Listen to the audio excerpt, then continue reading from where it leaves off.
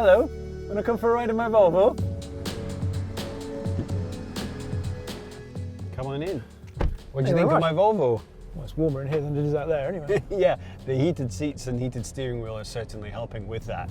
Here's what I've been thinking though. I've been driving in this Volvo for a while, and what's the one thing when you think of Volvo that comes to mind? Safety. Exactly, and you ask anyone anywhere in the world and they'll say exactly the same thing. Yeah. And Volvos are safe. They crash test them to within an inch of their lives. They set way higher standards than Euro NCAP people set and stuff like that.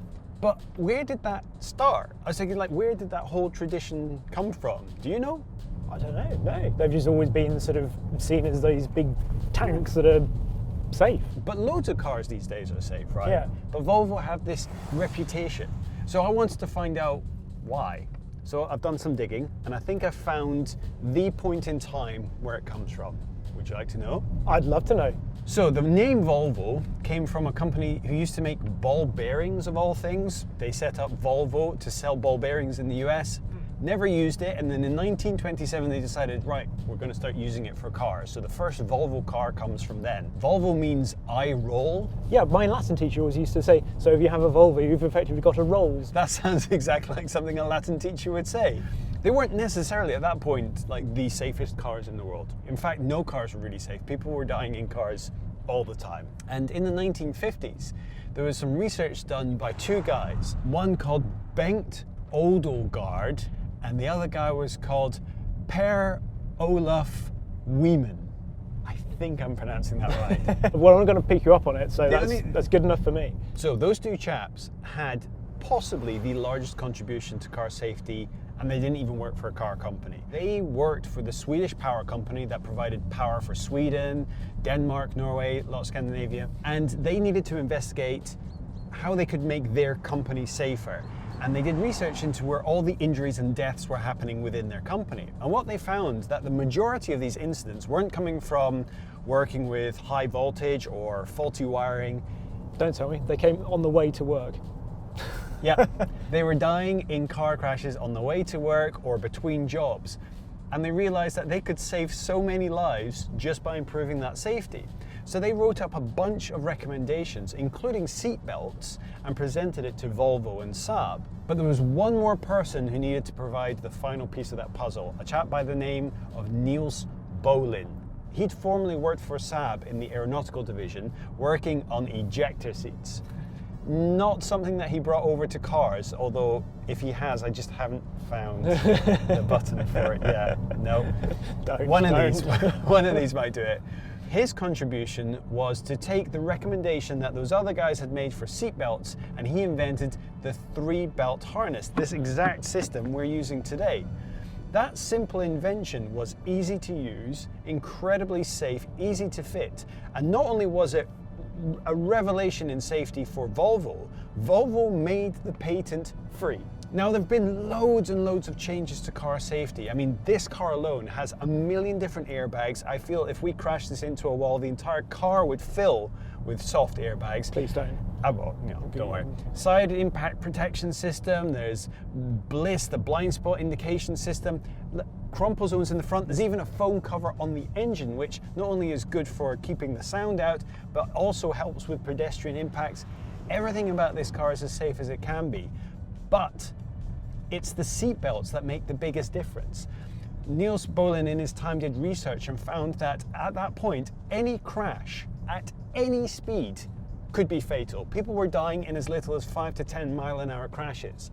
With seat belts, you could survive crashes up to 60 miles an hour easily. These days, 48% of all fatalities in car accidents come from people not wearing seat belts.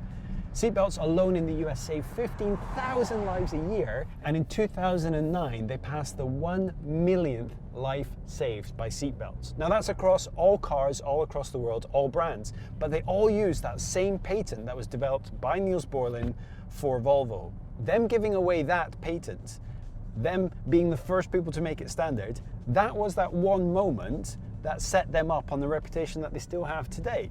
They've also enforced that by testing their cars harder than anyone else. I've been to Gothenburg and watched them do a crash test, and it's a thing to behold. But there was that shining moment where they said, yes, this is a great invention and we're going to give it to the world for free. I'm not going to crash this into a wall, but knowing that I'd be safe in it is one big aspect of it. But it's just nice to drive as well. Yeah, it's amazing. They've come a long way since that 240 estate that my parents had. I know they're priced pretty punchily and pretty strongly, but it does feel like it justifies it. Yeah. No one turns their nose up at Volvo. No. There was actually a very, very short-lived sitcom in the early 90s about a group of people who'd survived a global apocalypse. The main character would go through and he'd find people who had also survived. And the question everyone always asked each other was, oh, how did you survive? And his answer was, Volvo. The reputation for its safety was so much that they conceivably made a character survive a nuclear apocalypse just by sitting inside his Volvo. I'm not sure Volvo actually present that as an actual benefit to being within this cabin. Volvo have their Vision 2020. Their claim is that there'll be no one dying in an accident in a Volvo by 2020. And considering it's 2018, that's pretty close.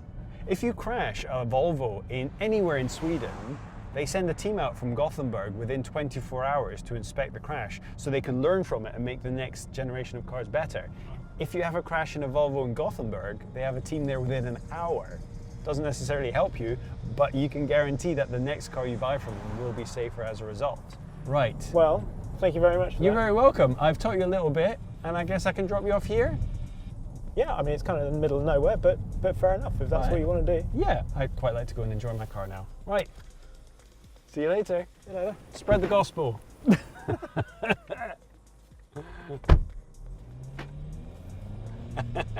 I'm not coming back for him.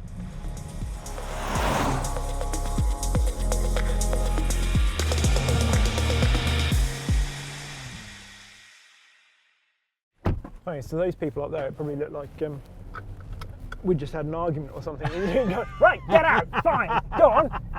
In the middle of nowhere, you walk then, see if I care.